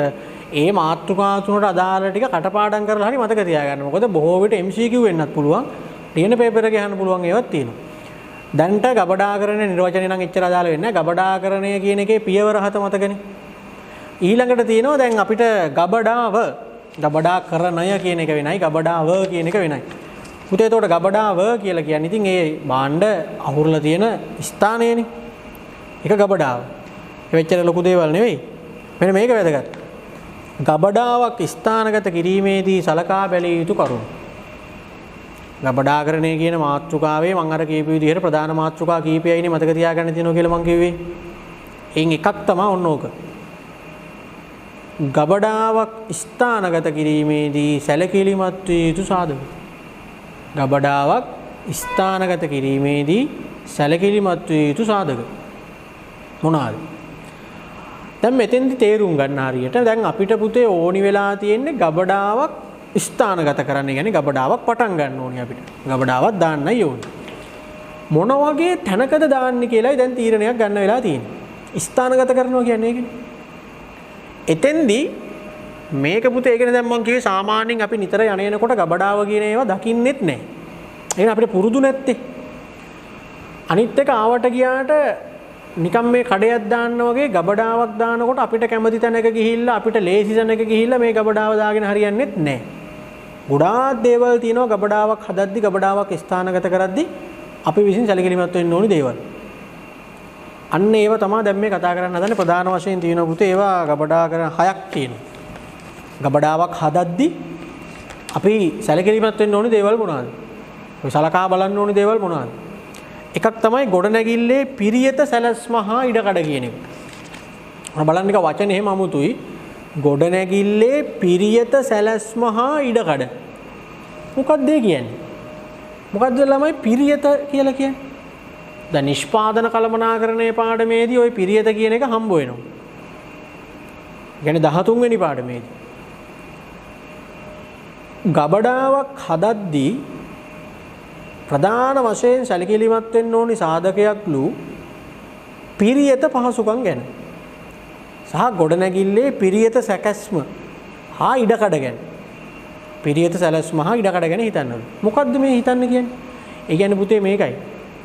ගොඩනැගිල්ලේ පිහිටීම, ගොඩනැගිල්ල හදලා තියෙන විදිය, ඇතුලේ බිත්ති බැඳලා තියෙන විදිය, මේකේ බිම සකස් කරලා තියෙන විදිය, කවුළු තියලා තියෙන විදිය, දොරවල් දාලා තියෙන විදිහ, මේ හැම එකක්ම අර ගබඩා කරන ද්‍රව්‍යයට හරියන විදිහට තියෙන්න ඕනේ. අන්න ඒකයි මම මේ කියන්නේ. ගබඩාවක් ස්ථානගත කරද්දී අපි අනිවාර්යයෙන්ම සැලකිලිමත් වෙන්න ඕන දෙයක් තමයි මේ ගොඩනැගිල්ලේ සැකැස්ම, ගොඩනැගිල්ලේ පිරියත සැලැස්ම ගැන අපි ගොඩක් හිතන්න ඕනේ. එනේ පිහිටීම ගැන හිතන්න ඕනේ. මොකක් හරි ගොඩනැගිල්ලක් තෝරගෙන ඒක ඇතුලේ අපිට යම් යම් දේවල් ගබඩා කරන්න බෑ. එහෙමත් ඉතින් මිනිස්සු කරනවා. බලනකොට ඒක මේ අදාළ ද්‍රව්‍ය ගබඩා කරන්න හදපු තැනක් නෙමෙයි. වෙන මොකක් හරි ගොඩනැගිල්ලක් ASCII එක එක දේවල් ගබඩා කරලා තියෙනවා. එතකොට අපි දන්නවනේ වෙන අවාසි සහගත තත්ත්වයන් හානි වෙනවා, ගන්න ගියාම අමාරුයි. දොරවල් මදි සමහර වෙලාවට භාණ්ඩය ඇතුළට ගන්න ඔය වගේ ප්‍රශ්න එනවා. එහෙනම් ගබඩාවක් හදනකොට අනිවාර්යයෙන්ම ඒ ගබඩා කරන ද්‍රව්‍යයට ගැලපෙන විදිහට පුතේ ගබඩාවේ මේ ශාලාව ගොඩනැගිල්ල මේ හැමදේම හරියට සෙට් වෙන්න ඕනි කියන එක තමයි මේ පිරියත පහසුකම් ගැන හිතන්න කියලා කියන්නේ. දැන් හිතන්න සාමාන්‍යයෙන් අපි ලොකු කන්ටේනර් ලොකු ලොරි වලින් ගෙනල්ලා තමයි ගබඩාව ඇතුළට භාණ්ඩ දාන්නේ. එහෙම නැත්නම් ගබඩාවෙන් භාණ්ඩ පටව ගන්න. අපි හිතන්න ඕනි මේ ලොරිය ගබඩාව ඇතුළට එන්න පුළුවන් තරමකට මේකේ උස අපි හදන්න එපා ගොඩනැගිල්ල උස. අර ලොරිය ඇතුළට ගන්න පුළුවන් වෙන්නේ. ඒතර මේක ASCII එක එක යන්ත්‍ර උපකරණ හරහා තමයි භාණ්ඩ එහාට මෙහාට කරන්නේ. එහෙනම් පුතේ ගබඩාව ඇතුලේ මේ දේවල් එහාට මෙහාට කරන්න තරම් ඉඩකඩ තියෙන්නත් එපා. ඒ වගේ ගොඩාක් හිතන්න ඕනේ. කවුළු තියෙනකොට, දොරවල් වල පිහිටීම තියෙනකොට. දැන් අපි හිතමුකෝ ගබඩාවක භාණ්ඩ අහුරනවා. දැන් මේ වගේ නිකන් සාමාන්‍ය ශාලාවක එක කෙළවරක ඉඳන් ඔහොම අහුරගෙන එනවා නිකන් අර වී අහුරනවා වගේ, හාල් වගේ දෙයක් අහුරනවා වගේ, ගඩොල් අහුරනවා වගේ අහුරගෙන එනවා. දැන් එතකොට එක කෙළවරක ඉඳලා එපා ගන්නකොට අහපව් ගන්න. ඒ වහුලක් නෑ එකම දේ හින්දා. ගඩොල් වගේ දෙයක්, හාල් වගේ දෙයක් හින්දා. දැන් අපිට ඕනනම් මැදක වගේ තියෙන එකක් ගන්න. දැන් මේ කෙරවලේ ඉඳලා එක විදිහකට අහුරගෙන ගියාම මැදක තියෙන එකක් ගන්න නම් අර තේරම ටික අරන් දාලා එපා මැද තියෙන එකක් හොයාගන්න. දැන් මේ වගේ කරදරකාරී තත්ත්වයන් එනවනේ. ඒ නිසා ගබඩාවක භාණ්ඩ අහුරනකොට අනිවාර්යෙන්ම ගොඩනැගිල්ලේ පිහිටීම. ඒක තමයි පිරියත පහසුකම් කියලා කියන්නේ. ගබඩා කරන දෙයට හරියන විදිහට තියෙන්න ඕනේ. ගබඩා කරන දේ මොකක් වුණත් ඒකට හරියන විදිහට. දැන් අපි මේක ඇස්සේ ගබඩා කරලා තියන්නේ මාළු නම්. ඒතර මේක තනිකර ශීතකරණයක් වගේ වෙන්න එපා. ශීතාගාරයක් විදිහට තියෙන්න එපා. අපි මේක ඇස්සේ ගබඩා කරන්නේ රසායනික ද්‍රව්‍යයක් නම්. ඒ ආරක්ෂිත ක්‍රමවේදයන් අනුව ගොඩනැගිල්ල හදලා තියෙන්න එපා. මේක ඇස්සේ ගබඩා කරන්නේ බිඳෙන සුළු දෙයක්ද? මේක ඇස්සේ ගබඩා කරන්නේ මොනවා හරි කුඩු జాතියක් නම්. ඒකට ගැලපෙන විදිහට මේ ගොඩනැගිල්ල හදන්න ඕනේ. පැහැදිලිද? අන්න ඒකයි කියන්නේ අර ගබඩාවක් ස්ථානගත කරද්දී විශේෂයෙන් බලන්න ඕන දෙයක් තමයි ගොඩනැගිල්ලේ පිරියත සැලැස්ම හා ඉඩකඩ. කියවන්නේ ඒක. ගබඩාව සඳහා භාවිත කරන ගොඩනැගිල්ලේ ප්‍රශස්ත වූ පිරියත සැලැස්ම. ඒ කියන්නේ දොරවල් වල පිහිටීම, වර්ග අඩි ප්‍රමාණය, සිවිලිමේ උස, ද්‍රව්‍ය ඇසිරීමේ පිළිවෙත් මේ දේවල් හිතන්න ඕන. ආදී එම ගොඩනැගිල්ල තුල කරන මෙහෙයුම් කාර්ය කෙරෙහි දැඩි බලපෑමක් ඇති කරයි. තෝරා ගන්නා ගොඩනැගිල්ල තුල ඇති ඉඩකඩ ව්‍යාපාරිකයා බලාපොරොත්තු වන ද්‍රව්‍ය එහා මෙහා කිරීමේ සැලසුමට අනුව ගැළපේද යන්න ගැඹුරින් පරීක්ෂා කළ බලා ගබඩාව සඳහා සුදුසු ගොඩනැගිල්ලක් තෝරාගත යුතුය. අපිට කියනවා ගබඩා කරන ද්‍රව්‍ය එහා මෙහා කරගන්න ඒ සැලසුම් වලට ගැළපෙනවද කියලා බලලා තමයි අපි ගබඩාවට සුදුසු ගොඩනැගිල්ලක් තෝරගන්න කියලා කියන්නේ. හරිනේ.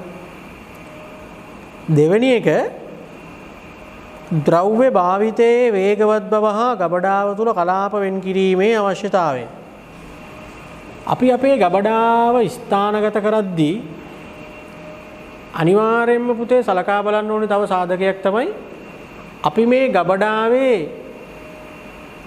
අහුරන දේවල්, මේ ගබඩා කරන දේවල් භාවිත කිරීමේ වේගය කොහොමද කියලා. කොච්චර ස්පීඩ් එකකින් අපි මේ ද්‍රව්‍යයන් භාවිත කරනවද? ඒ කියන්නේ මෙහෙම හිතන්නකෝ. අපි මේ ගබඩා කරන දේවල් දවස ගානේ ගන්නවා අපි. ගබඩාවේ තියෙන දේවල් අපේ නිෂ්පාදන කටයුත්තේදී දවස ගානේ ගන්න වෙන දේවල්. එහෙම දෙයක් නම් මේ ගබඩා කරන්නේ අපි ඒ වගේ දෙයක් නම් මේ ගබඩා කරන්නේ. ඒතර පුතේ ගබඩාව දුර තිබිලා හරියන්නේ නැහැ. ඒතර ගබඩාව තියෙන්න ඕනේ අපි මේ වැඩේ කරන හරියට ළඟ දිහාවක. මොකද අපි දවස ගානේ ගබඩාවෙන් භාණ්ඩ ගන්න එක අපි කරනවා. අපි ගබඩාවෙන් යම් කිසි දෙයක් ගන්නේ ටිකක් සතියකට සැරයක්, මාසයකට සැරයක් වගේ නේ. අපි ගබඩා කරලා තියෙනවා. හැබැයි අපි ගබඩාවෙන් ද්‍රව්‍යයන් ගන්නේ මාසයකට සැරයක් වගේ. ඒක සතියකට එකක් වගේ. එහෙනම් ඉතින් ගබඩාව මේ අපේ නිෂ්පාදන කටයුත්ත කරන ළඟම තියෙන්න ඕනේ නැහැ. දුර තිබ්බට කමන්නේ නැහැ. අන්න ඒකයි. ඒ නිසා අපි අර ගබඩා කරන දේවල් කොච්චර ස්පීඩ් එකකින් පාවිච්චි කරනවද කියලා බලන්න ඕනේ. නිතරම පාවිච්චි කරන දෙයක් නම් ගබඩාව අනිවාර්යෙන් දුරක නෙවෙයි ළඟක තියාගන්න ඕනේ. ඉඳලා හිටලා නම් අපි යමක් පාවිච්චි කරන්නේ එහෙම නැත්නම් සාමාන්‍යයෙන් ටිකක් පරක්කු වෙලා නම් අපි ගබඩාවෙන් යම් දේවල් ගන්නේ ගබඩාව දුර තිබ්බට කමන්නේ නැහැ. කියවනේ. ගබඩාවේ භාණ්ඩ ඇසිරීම හා ආපසු ලබා ගැනීම කොතරම් වේගයෙන් සිදුවන්නේද යන්න හා ඉදිරියේදී කිරීමට බලාපොරොත්තු වන කාර්යයන් මොනවාද යන්න ගබඩාවක් ස්ථානගත කිරීමේදී සලකා බැලිය යුතුය. ඒ කියන්නේ අපේ නිෂ්පාදන කටයුත්ත කොච්චර වේගයෙන් වෙනවද? එතකොට ගබඩාවේ තියෙන ද්‍රව්‍යයන් අපිට කොච්චර ඉක්මනින් ගන්න වෙනවද? කොච්චර ස්පීඩ් එකකින් මේවා ගන්න වෙනවද කියන එකයි බලන්නේ. ඔය තින් ගබඩාව තුල කරන කාර්ය සමන්විත වන්නේ ගබඩා කර කාලයක් සුරක්ෂිතව තබා ගැනීම නම් හෝ සරල එකලස් කිරීමේ කාර්යයන් නම් අඩු වේගවත් බවකින් යුක්තව ද්‍රව්‍ය එහා මෙහා කිරීම සිදු කළ හැකි ස්ථානයක් උචිත වේ. ඒ කියන්නේ පුතේ සාමාන්‍යයෙන් අර ඕවා වචන එච්චර හිතන්න එපා. ගොඩාක් කල් ගබඩා කරලා තියෙන දෙයක් නම් يعني ගබඩා කරාට පස්සේ ඒක ලේසියකට අපි එළියට ගන්න නැහැ. ගබඩා කරලා තියෙන දේවල් එළියට ගන්න සාමාන්‍යයෙන් මාසයකට එකක් වගේ නම්. අනේ ඒ වගේ දෙයක් නම් ඉතින් ගබඩාව එච්චර ලොකුවට හිතන්න ඕනේ අර දුරක තිබ්බත් ප්‍රශ්නයක් නැහැ. අර පැය 24 පුරාම වගේ ගබඩාවත් එක්ක සම්බන්ධතා තියාගෙන නම් අපි යන්නේ. හැම වෙලේම ගබඩාවෙන් එක එක ඒවා ගන්න වෙනවා නම් අනේ ඒ වගේ තත්ත්වයක් තියෙනවා නම් ඉතින් ගබඩාව ටිකක් සමීප ස්ථානයක තියාගන්න වෙනවා. හරි. දැන් දෙකක් කතා කරා. මොනවාද මේ කතා කරන්නේ? ගබඩාවක් ස්ථානගත කිරීමේදී සැලකිලිමත් විය යුතු කරුණු. මොනවාද? ගබඩාවක් ස්ථානගත කිරීමේදී සැලකිලිමත් විය යුතු කරුණු. ඒතර පුතේ එකක් තමයි මොකද්ද? ගොඩනැගිල්ලේ පිරියත සැලැස්ම හා ඉඩකඩ ගැන හිතන්න ඕන. අපි මේ ගබඩාව හැටියට යොදා ගන්න ගොඩනැගිල්ලේ පිහිටීම ගැන හිතන්න ඕන. දෙවෙනි එක මොකද්ද? ද්‍රව්‍ය භාවිත කිරීමේ වේගවත් බව. කියන්නේ අපි ගබඩාවේ තියෙන ද්‍රව්‍ය පාවිච්චියට ගන්නේ කොච්චර වේගවත් බවකින්ද? දෙකයි. තුන්වෙනියට කියනවා ප්‍රධාන සම්බන්ධතාවලට ආසන්න වීම. මොකද්ද ඒ කියන්නේ? ප්‍රධාන සම්බන්ධතාවලට ආසන්න වෙන්නත් ඕනලු ගබඩාවකට තැනක් තෝරද්දි. ප්‍රධාන සම්බන්ධතාව කියලා මෙතන අදහස් කරන්නේ පුතේ මේකයි. දැන් අපි ගබඩා කරලා තියෙන්නේ රට යවන දෙයක්ද? ලංකාව ASCII විතරක් විකුණන දෙයක්ද? එහෙම නැත්නම් ලංකාව ASCIIත් විකුණන රටත් යවන දෙයක්ද? එහෙම වෙන්න පුළුවන්. එතකොට අපි බලන්න ඕනි අපේ ගබඩාවේ තියෙන දේවල් ටක් ගාලා එහෙට මෙහෙට කරගන්න ලේසිද කියලා. දැන් රට යවන දෙයක් නම් වරායකට ළඟ වෙන්න එපා ප්‍රධාන සම්බන්ධතාවයක් හැටියට. ලංකාව ASCII විකුණන දෙයක් නම් ප්‍රධාන මාර්ගවලට අධිවේගී මාර්ගවලට ළඟ තැනක් වෙන්න ඕන. අපේ ගබඩාව දාගන්න ඕන. රට යවනවා විතරයි නම් අපි ඒක ඉතින් වරායක් ළඟ වෙන්න ඕනේ. එතකොට අපේ ගබඩාව තියෙන්නේ. රටත් යවනවා ලංකාවෙත් විකුණනවා. එහෙනම් ඉතින් වරායකටත් ළඟ අධිවේගී මාර්ගවලටත් ළඟ තැනක තමයි ගබඩාව දාගන්න වෙන්නේ. අනේක තමයි උතන ඔය කියන්නේ ප්‍රධාන සම්බන්ධතාවයන් වලට ළඟ තැනක ඕනි ගබඩාව ස්ථානගත කරන්න. එන්නේ ගබඩාව ස්ථානගත කරද්දී අපි සැලකිලිමත් වෙන්න ඕනි කාරණාවක් තමයි ප්‍රධාන සම්බන්ධතාවයන් වලට ආසන්න තැනක අපේ මේ ගබඩාව පිහිටව ගන්න ඕනේ. කියවනේ ගබඩා කර ඇති භාණ්ඩ ප්‍රවාහනය සඳහා යොදා ගන්නා ප්‍රධානතම ප්‍රවාහන ක්‍රමය කුමක්ද? එනම් දුම්රිය මාර්ග, ගුවන් මාර්ග හෝ ජල මාර්ග යන්න මත ගබඩාව ස්ථානගත කළ යුතුය. ඊට අමතරව සැලකිලිමත් විය යුතු වැදගත් සාධකයක් වන්නේ පාරිභෝගිකයාට ආසන්න වීමයි. සාමාන්‍යයෙන් ගබඩාව දැන් අපි ගබඩාවෙන් භාණ්ඩ අරගෙන විකුණන වැඩක් නම් කරන්නේ පාරිභෝගිකයාට ළඟ තැනක වෙන්නත් එපා.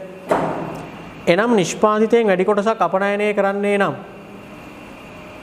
හා ඉතිරිය රට තුළ සිල්ලරදුන්ට බෙදා හරින්නේ නම් ගබඩාව ස්ථානගත කිරීමේදී වරායට මෙන්ම අධිවේගී මාර්ගවලට හා දුම්රිය මාර්ගවලට පහසුවෙන් ළඟා විය හැකි ස්ථානයක් තෝරාගත යුතුයි. අපි අපනයනය කරනවා ටිකක් තව ටිකක් ලංකාවේ ඇතුළේ විකුණනවා.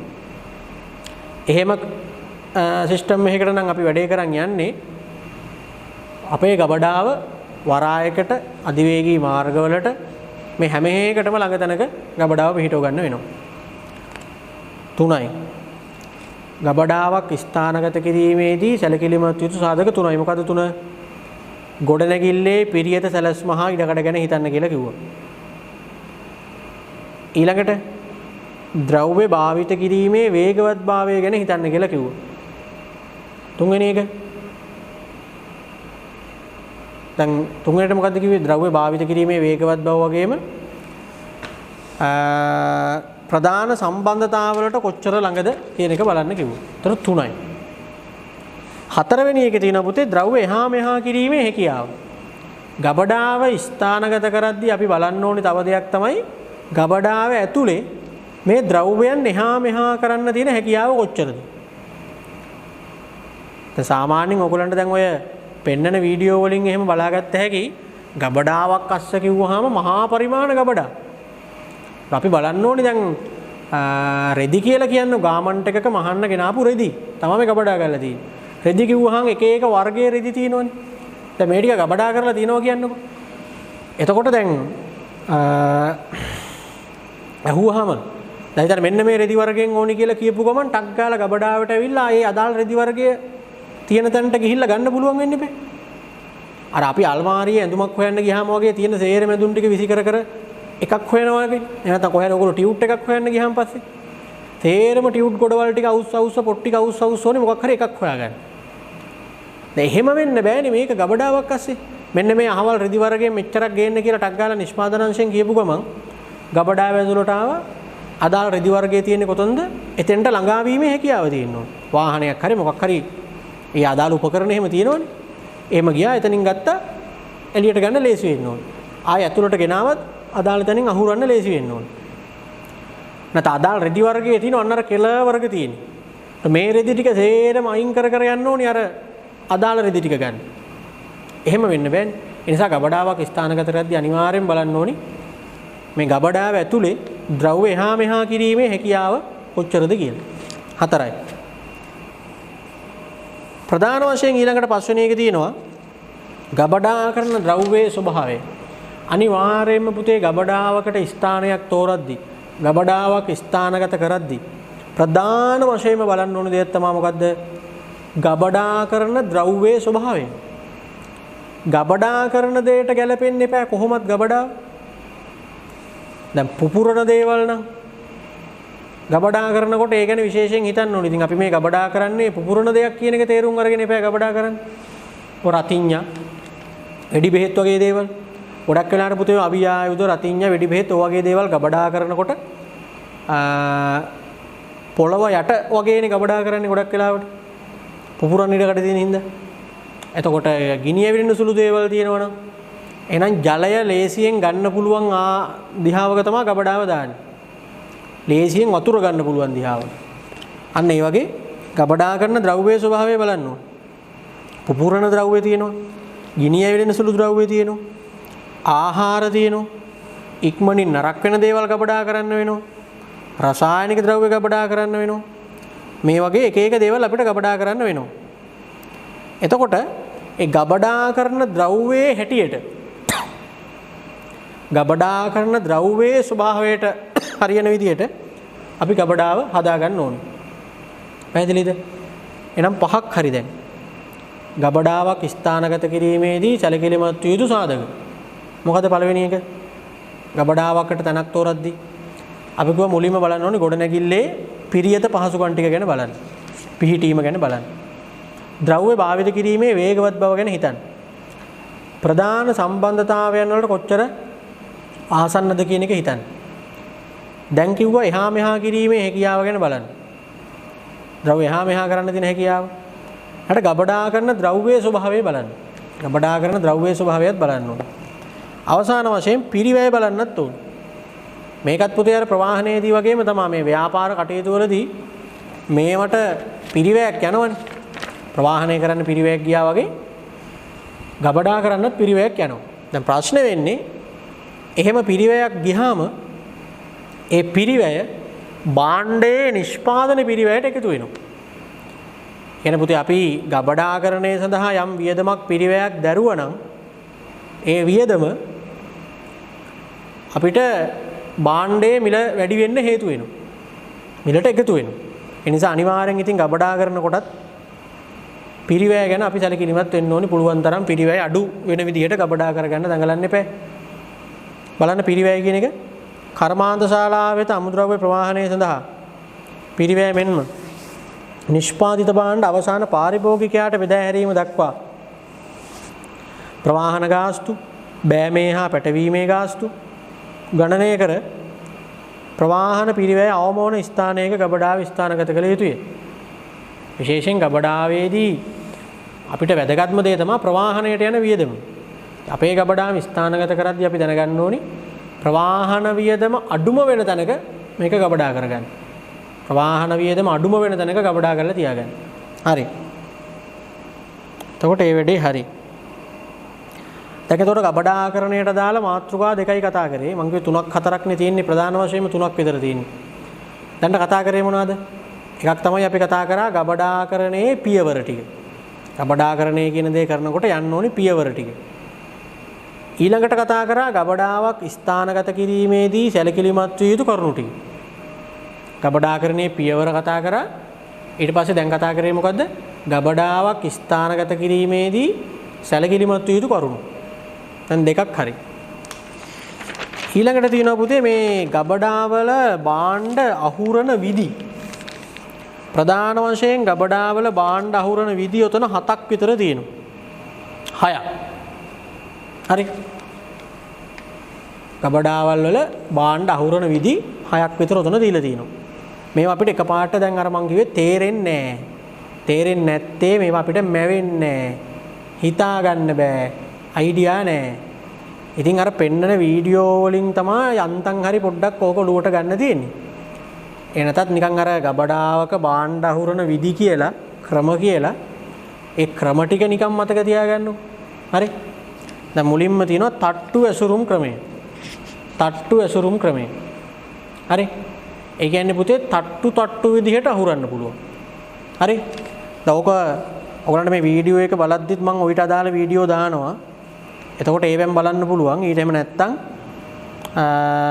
නිකන් හිතන්න ඔහම තට්ටු විදියට අහුරගෙන යනවා. එක උඩ අහුරනවා. ඒක තට්ටු ඇසුරුම් ක්‍රමය. හරි. ඒ අදාළ තට්ටු වලට ඉතින් ඕනි වෙලාවක ළඟා වීමේ හැකියාව සහිතව තියෙන්න ඕන. මෙන්න මේ තට්ටුවේ තමයි මේව තියෙන්නේ. අන්නර තට්ටුවේ තමයි අරව තියෙන්නේ. අන්නර තට්ටුවේ තමයි අරව තියෙන්නේ. එහෙම ගිහලා ටක් ගාලා ගිහිල්ලා අදාළ තට්ටුවෙන් ඒව ගන්න පුළුවන් වෙන්න ඕනි. ආයි තියන්න පුළුවන් වෙන්න ඕනි. එහෙම තට්ටු ඇසුරුම් ක්‍රමය කියලා අපි ඒකට කියන පැලට් ට්‍රැකින් කියන එක.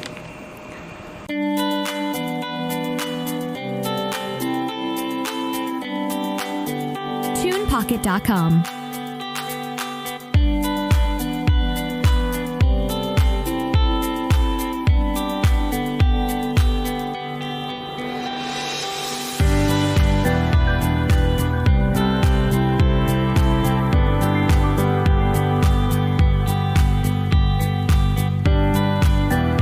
Unlimited royalty-free music for videos and media projects.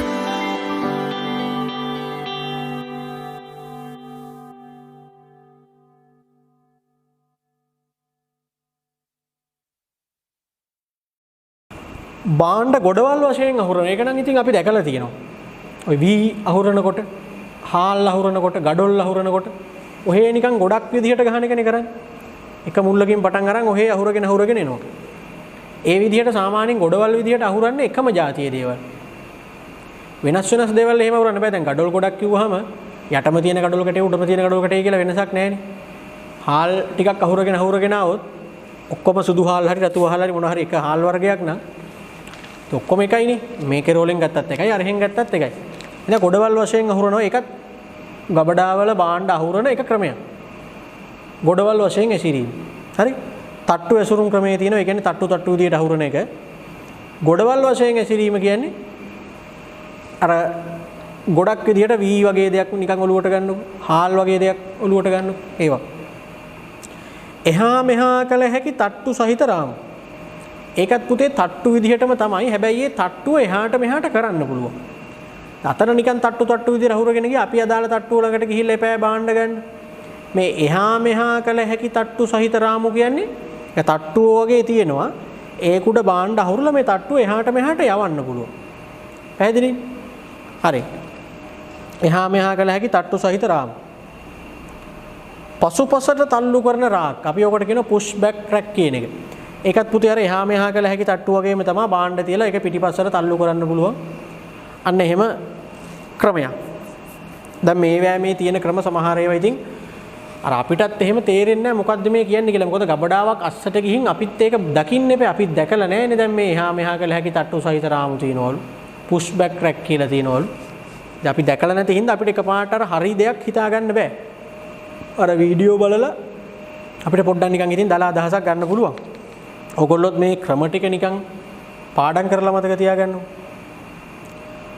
එහා මෙහා කළ හැකි තට්ටු සහිත රාමු තියෙන ඊළඟට පසුපසට තල්ලු කරන රාක්කණේ කිව්වේ. push back track කියලා කිව්වේ. Rack, pushback pallet rack is considered LIFO storage. In each lane of pushback, the last pallet in will be the first pallet out. Conversely, the first pallet stored will be the last pallet picked. Pushback rack requires less space than flow rack because rear access is not necessary. Call our highly experienced account managers to discuss the features and benefits of pushback rack. තට්ටු දෙකක් අතර අමතර තට්ටු. ඒත් බාණ්ඩ අහුරද්දී යොදා ගන්න එක ක්‍රමයක්. ඕක නම් සාමාන්‍ය පුතේ අපිටත් කරන්න පුළුවන්. දැන් මේ ගොඩනැගිල්ලක් කියලා හිතන්නකො.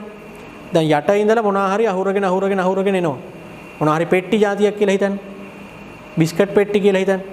අහුරගෙන දැන් පෙට්ටි 10ක් වෙනකන් උඩට අහුරලා තියෙනවා. දැන් 10න් පස්සේ පුතේ මෙතනින් උඩට තව අහුරන්න ගියොත් එහෙම උඩ ටික වැටෙනවනේ. අනික එහෙම ගොඩාක් උඩට අහුරනකොට අර යට මේවට හානි වෙන්නත් පුළුවන්.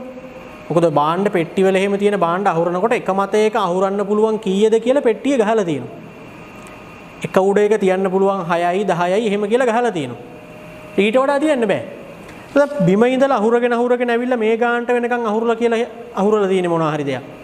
මේ ගානට වෙනකන් අහුරලා තියෙන්නේ. දැන් පුතේ ඒතර මෙතනින් උඩ ඉඩ ටික අපරාධ නෙමෙයි. මෙතනින් උඩ ඉඩ ටික අපරාධනේ. ඒ හින්දා අපිට පුළුවන් මේ ගානෙන් තට්ටුවක් ගහ ගන්න. මේ ගානෙන් තව තට්ටුවක් ගහන්න. ආයෙ එතකොට ඒකෙත් අහුරන්න පුළුවන් නේ අර වගේ ටිකක් උඩට. දැන් බිම ඉඳලා මේ ගානට අහුරන් එනවා. මේ හරියෙන් තව තට්ටුවක් ගහලා තියෙන්නේ දැන්. ආයෙ ඒක උඩ ඉඳලා අහුරගෙන යන්න පුළුවන් එතකොට. අර උඩ තියෙන ඉඩකඩ ටිකෙන් ඔන්න එතකොට වැඩක් ගන්න පුළුවන්. ඔය ඉස්සර ගෙවල් වලත් පුතේ ඔය සාමාන්‍යයෙන් උසට ගෙවල් හදනවනේ. එතකොට ඒවැත් තියෙනවා නිකන් සොල්දරේ කියලා එකක්. ගේ බිත්ති ගොඩාක් උස හින්දා ටිකක් මැද හරියෙන් වගේ ගහලා තියෙනවා නිකන් ලී ගහලා ඒක උඩ ඔය එක භාණ්ඩ දාන පොල්ල නම් මනම් දාලා තියන්නේ. පරණ ගෙවල් වල වලව් වල එහෙම තිබිලා තියෙනවා. ඒ වගේ තමයි. අමතර තට්ටුවක් ගහ ගන්නවා මැදින්. ඒකත් භාණ්ඩ අහුරන විදිහ. තට්ටු දෙකක් අතර ඇති අමතර තට්ටුව කියන්නේ. If your building has headroom of over 5 metres, a mezzanine floor is a viable option for you. It's worth knowing the main components of a mezzanine floor at a basic level. Columns are the vertical supports, beams are the main horizontal supports, purlins are smaller horizontal supports, and decking is the actual flooring material. The first and second types are similar and are called storage or production mezzanines. For a fraction of the cost of moving premises, these types of floors can massively expand your production and storage space. These may also have pallet gates, staircases and handrails. Next up is a retail mezzanine floor. These are useful when you need to increase your valuable retail space.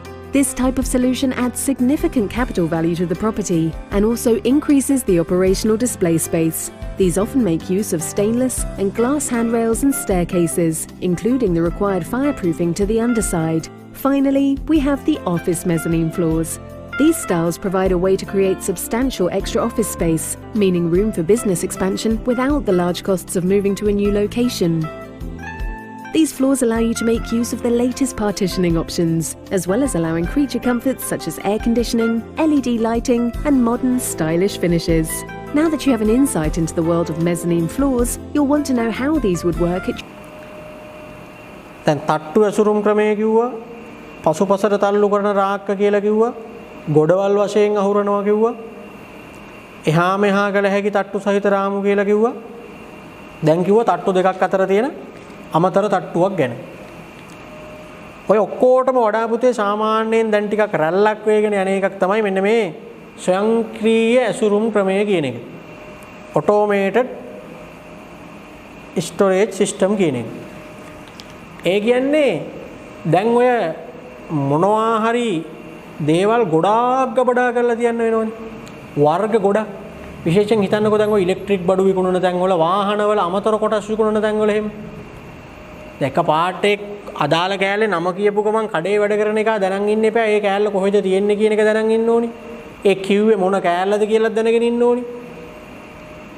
ටක් ගාලා ගිහින් ගෙනත් දෙන්න එපා. ඒක ලේසි වැඩක් නෙවෙයිනේ. විශේෂයෙන් ෆාමසි එක බෙහෙත් වාහන අමතර කොටස් විකුණන තැනක ඒ වගේ මේ ස්පෙයා පාර්ට්ස් ගන්න ගියාම අර වාහනයක මෙන්න මේ කෑල්ල දෙන්න, මෙන්න මේ අංකේ තියෙන කෑල්ල දෙන්න. ඔහොමනේ ඉල්ලන්නේ.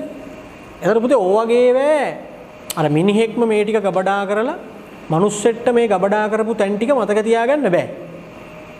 අපිට මේ දත් මදින බුරුසුව කොහෙද තිබ්බේ කියලාත් එකපාරට උදේට හොයනවා. ටවල් එක කොහෙද තිබ්බේ කියලා හොයනවා. මේස් දෙක කොහෙද කියලා උදේ පාන්දරලා හැත් වෙන්න ගියන් හොයනවා. ඒ වගේ තමයි ගබඩාවක අර වගේ පොඩි අයිටම් ගණනාවක් ගබඩා කරලා තියෙනකොට මේ මිනිස්සුන්ට මතක නැහැ කොහෙද ගබඩා කරේ. මෙන්න මේ අහවල් තැන තියෙන්නේ. එහෙම මේ භාගත පොඩි ඇණයක්, පොඩි නට් එකක්. එහෙමනේ. ඒ හින්දා ගොඩක් ඒ වගේ කට්ටිය දැන් පාවිච්චි කරන ක්‍රමය තමයි මේ ස්වයංක්‍රීය ඇසුරුම් ක්‍රමය. එතකොට මේක ස්වයංක්‍රීය වෙන්නේ. මැෂින් වලින් තමයි වැඩේ වෙන්නේ. එතකොට අදාළ මැසේජ් එක කමාන්ඩ් එක දුන්නාම ස්වයංක්‍රීයව මේක තියෙන තැනින් අරන් දෙනවා. එක්කෝ ඒක අදාළ තැනින් තැම්පත් කරනවා.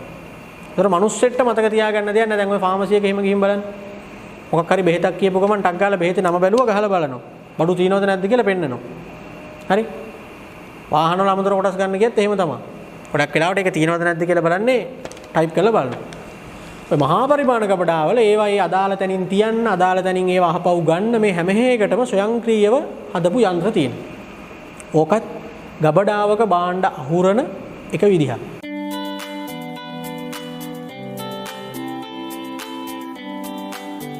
TunePocket.com.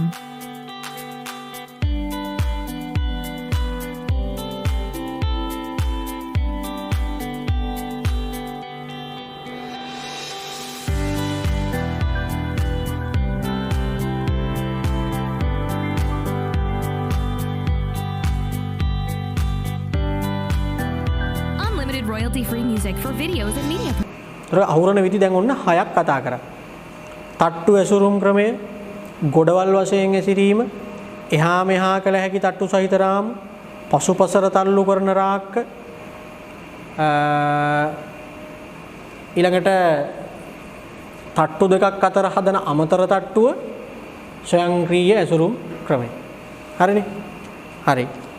ඊළඟට පුතේ උතන තියෙනවා දැන් ඔය මීට අදාළ වීඩියෝ ටික එහෙම දැන් මම ඔය එකක් ගන්න ඔයගොල්ලන්ට දානවා. ඒ ටික හරියට බලලා තේරුම් ගන්න වෙනවා. ගබඩාවක භාණ්ඩ එහා මෙහා කරන්න යොදා ගන්න උපකරණ. හරි. පෙර ගන්නකෝ. හරි පුතේ එතකොට බලන්න ගබඩාවකව මේතොට ගබඩාකරණයේදී දැන් අපි කතා කරේ ගබඩාවක භාණ්ඩ අහුරන විදි ටිකනේ. දැන් මම කිව්වේ ඕකේ ඔයගොල්ලන්ට තියෙන ප්‍රධාන මාතෘකා තුනයි. එකක් තමයි ගබඩාකරණ ක්‍රියාවලියේ පියවර ටිකයි. ඊළඟට ගබඩාවක් ස්ථානගත කිරීමේදී සැලකිලිමත් යුතු සාධක ටිකයි. දැන් කතා කරා ගබඩාවක භාණ්ඩ අහුරන ක්‍රම. එතකොට මාතෘකා තුනයි. දැන් හතරවෙනි මාතෘකාව ගබඩාකරණේ ඔච්චරයි තියෙන්නේ. මේකේ තියෙන්නේ ගබඩාවක භාණ්ඩ එහා මෙහා කරන්න යොදා ගන්නා උපකරණ මොනවාද? يعني ගබඩාවක භාණ්ඩ අහුරනකොට ඒ අහුරණේව අහපව් ගන්නකොට ගබඩාවක අස්සේ භාණ්ඩ එහාට මෙහාට කරගන්න යොදා ගන්න උපකරණ එහෙම නැත්නම් වාහන යන්ත්‍ර කීපයක් තියෙනවා.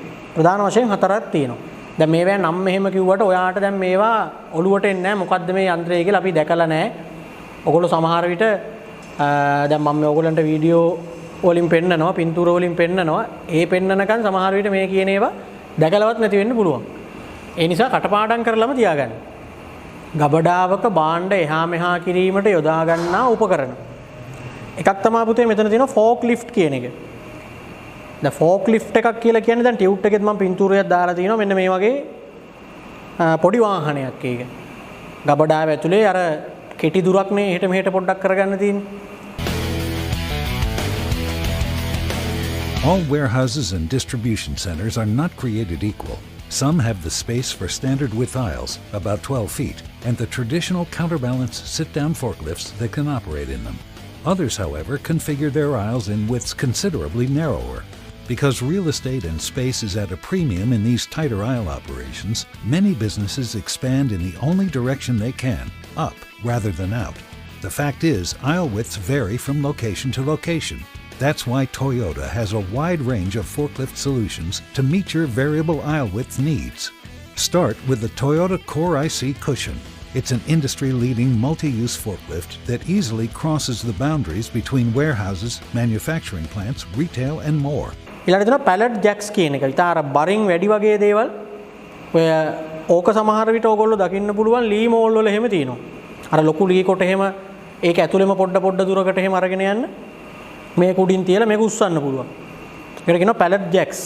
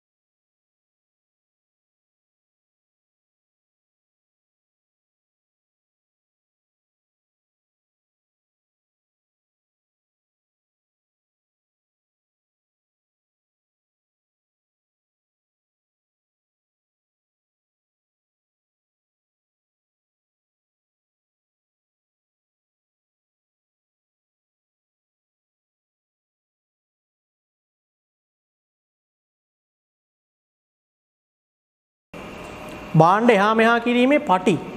මෙන්න මේ පටි ක්‍රමය නම් සාමාන්‍යයෙන් ඔය නිෂ්පාදන ක්‍රියාවලි වල එහෙම තියෙනවා. ඒ කියන්නේ මේ පටිය තමයි ගමන් කරන්නේ. එතකොට මේක උඩ තියෙන දේ තනකින් තව තැනකට මේ පටිය හරහා අරන් යන්න පුළුවන්. ඒක එහා මෙහා කිරීමේ පටි.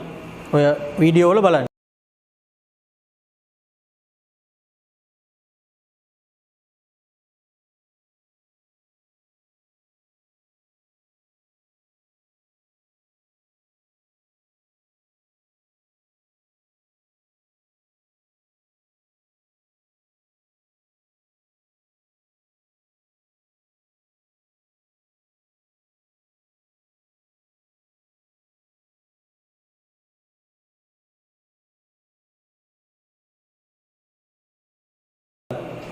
ෆෝක්ලිෆ්ට් ට්‍රක් කියලා දිනවා. ඒකත් අර ෆෝක්ලිෆ්ට් කියන එකම තමයි. පොඩ්ඩක් ඒ වාහනේ ඊට වඩා චුට්ටක් වෙනස් ට්‍රක් එකක් වගේ තියෙනවා. As Kalmar has developed a new range of electric forklifts that can lift up to 18 tons.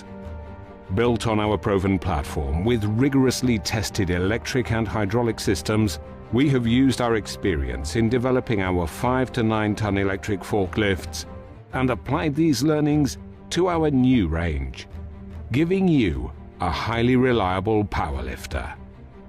With less moving parts, maintenance will be easier and up to 50% cheaper, with an estimated payback period of 2 years.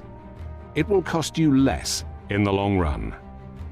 You get a choice of 9, 10, 12, 12.7, 14, 15, 16 or 18-ton lifting capacities, and 3 different masts: duplex, duplex full free, or triplex full free, with industry-leading lifting and lowering rates, all driven by a powerful battery designed to last for a full shift. You can quickly change batteries using an overhead crane or another forklift with our optional fork pockets fitted. The entire range is also ready to take advantage of the next generation of lithium-ion battery technology, which will allow you to recharge your batteries even faster. Using electricity as a power source isn't only smart, it is safe as well, as electric forklifts produce no CO2 at source, produce no emission particulates, and create less noise and engine vibrations. Coupled with our ergonomically designed Ego cabin, your drivers will have a safe, clean, and very comfortable operating environment. As our new range is emission-free, they can safely be used indoors and for the transportation of delicate or sensitive goods. Kalmar also offers a full range of safety options, including an LED blue safety light and reverse warning system to keep bystanders safe. You can choose from a full range of service and maintenance packages from Kalmar Care. You can also optimize your forklift's performance with Kalmar Smart Fleet, a remote monitoring and reporting tool. Our new range of 9 to 18-ton electric forklifts put the power in your hands. They are safer, greener, highly cost-effective, and will help enhance your environmental reputation. Why not join the ඉතින් ඒක නිසා මම කිව්වේ මේකයි. දැන් මේ වාහන ගැන කිව්වහම අපිට මේක අර දැන් 3 wheel එකක් කිව්වහම අපිට ට්‍රක් ගාලා ඔළුවේ ඇඳෙනවා. වෑන් එකක් කිව්වහම ඇඳෙනවා. දැන් මේ මෙහෙම උපකරණයක් මේ වගේ වාහනයක් ගැන කියද්දි අපිට හිතා ගන්න බෑ. අපි දැකලා නැහැ. මේ ඒ හින්දා. එහෙනම් ඔන්න ඔය උපකරණ 4 තමයි සාමාන්‍යයෙන් ගබඩාවක් ඇතුලේ භාණ්ඩ එහා මෙහා කරන්න යොදා ගන්න උපකරණ හැටියට තියෙන්නේ. ෆෝක් ලිෆ්ට් කියන එක තියෙනවා, පැලට් ජැක්ස් කියන එක තියෙනවා, එහා මෙහා කිරීමේ පටි කියන එක තියෙනවා, ෆෝක් ලිෆ්ට් ට්‍රක් කියන එක තියෙනවා. හරිද? අවසාන වශයෙන් අහනවා පුතේ භාණ්ඩ ඇසිරීමෙන් සහ ගබඩාව තුළ භාණ්ඩ එහා මෙහා කිරීමේ උපකරණ භාවිත කිරීමෙන් ලබාගත හැකි ප්‍රයෝජන. ඒ කියන්නේ දැන් ඔය අපි කියපු විදිහේ උපකරණ ගබඩාවක් ඇතුලේ පාවිච්චි කරන එකෙන් අපිට තියෙන ප්‍රයෝජන මොනවද? හරි. ලියන්න පළවෙනි එක ගබඩාව වඩාත් සංවිධානාත්මක වීම. ගබඩාවේ අර තියෙන අපිලිවෙල නැති වෙනවා. පිළිවෙලක් වෙනවා. ගබඩාව වඩාත් සංවිධානාත්මක වීම. ගබඩාව වඩාත් සංවිධානාත්මක වීම. ගබඩාව වඩාත් සංවිධානාත්මක වීම. ගබඩාව වඩාත් සංවිධානාත්මක වීම. ඒ කියන්නේ මේ ඔය කියපු උපකරණ පාවිච්චි කරන එකෙන් තියෙන ප්‍රයෝජන. ගබඩාව වඩා සංවිධානාත්මක වෙනවා. අසුරන ලද නිෂ්පාදිතවලට හා සේවකයන්ට ආරක්ෂාකාරී වීම. අසුරන ලද නිෂ්පාදිතවලට හා සේවකයන්ට ආරක්ෂාකාරී වීම. අසුරන ලද නිෂ්පාදිතවලට හා සේවකයන්ට ආරක්ෂාකාරී වීම. අසුරන ලද නිෂ්පාදිතවලට හා සේවකයන්ට ආරක්ෂාකාරී වීම. ඊළඟ එක ලියන්න. දැරිය යුතු පරිශ්‍රමය හා කාලය ඉතිරිවීම. දැරිය යුතු පරිශ්‍රමය හා කාලය ඉතිරිවීම. දැරිය යුතු පරිශ්‍රමය හා කාලය ඉතිරිවීම. අර ඒකෙදි අර ඔය වගේ උපකරණ භාවිතා කරාම අපිට අර ඒකට දඟලන්න ඕනේ නෑනේ වැඩි. ඒ මහන්සියත් ඉතුරුයි වෙලාවත් ගොඩක් ඉතුරු වෙනවා. ඒකයි. ගබඩාවේ ඉඩකඩ ඉතිරිවීම. ගබඩාවේ ඉඩකඩ ඉතිරිවීම. ගබඩාවේ ඉඩකඩ ඉතිරිවීම.